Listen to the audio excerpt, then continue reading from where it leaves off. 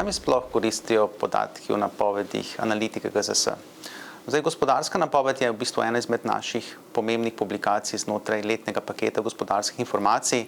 To dejansko je dvakrat letno poročilo, kjer lahko podjetja vidijo v bistvu, kako ocenjujemo prihodnost v naslednjih 3 letih in na osnovi tega seveda lahko postavljajo plane, ocenjujejo prihodnost, v bistvu lažje upravljajo proces v podjetjih, kot so nabava, prodaja, zaposlovanje.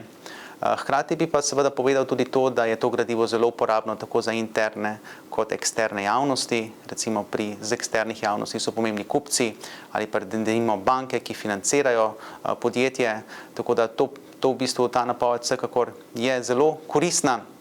Je pa seveda zgolj eden od dokumentov znotraj samega gospodarskega paketa.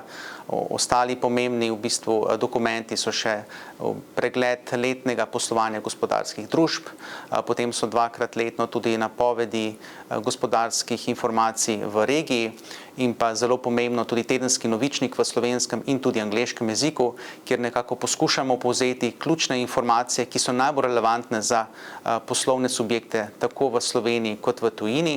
Nekako znotraj tega imamo tudi koledarček objav, tako da lahko podjetja vidijo, katere so tiste objave v tekočem prihajajočem tednu, ki so za njih pomembne.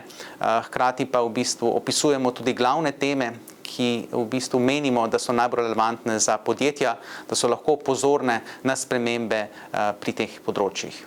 Tako da vsekakor bi rekel, da je v bistvu naš letni paket gospodarskih informacij zelo koristno gradivo in v bistvu, kolikor se na njega naročite, vam vsekakor ne bo žal.